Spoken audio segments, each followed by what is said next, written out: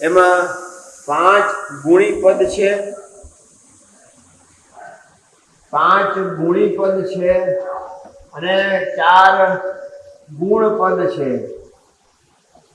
5 ગુણી પદમાં અરિહંત, સિદ્ધ, આચાર્ય, ઉપાધ્યાય અને સાધુનો સમાવેશ થાય અને 4 ગુણ પદની અંદર દર્શન, જ્ઞાન, ચારિત્ર અને તપ, આ 4 ગુણ પદનો થાય। એમાં આ 9 પદ થયા।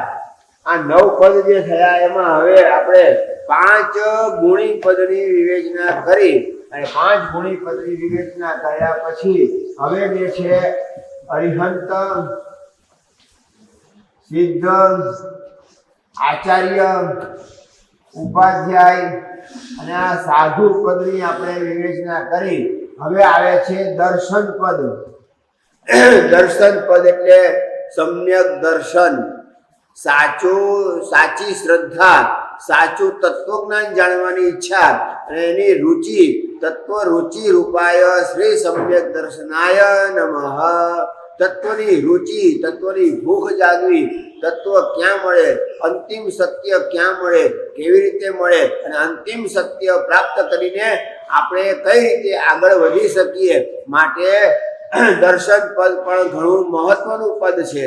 દર્શન, સમ્યક દર્શન થયા વગર સાધુ પદ પણ શોભાયમાન થતું નથી, ઉપાધ્યાય પદ કે આચાર્ય પદ પણ શોભાયમાન થતું નથી। એટલે સમ્યક દર્શન થવું ખૂબ જરૂરી છે।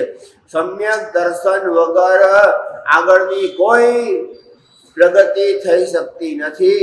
જે દિવસે સમ્યક દર્શન થાય એ જ દિવસે મોક્ષ નક્કી થાય। જે દિવસે સમ્યક શ્રદ્ધા થાય એ જ દિવસે આપણો મોક્ષ નક્કી થાય કે આપણે મોક્ષે જઈશું જ। એવા પ્રકારનું આ સમ્યક દર્શન એટલે જમ જમ જીવેહિમ ભાસ્યાયમ તમેવ નિસંકમ સત્યમ। જે જીનેશ્વર ભગવંતોએ કહ્યું છે કે શંકા રહિતપણે સત્ય જ છે, આવા પ્રકારની માન્યતા જે છે એ સમ્યક દર્શન છે।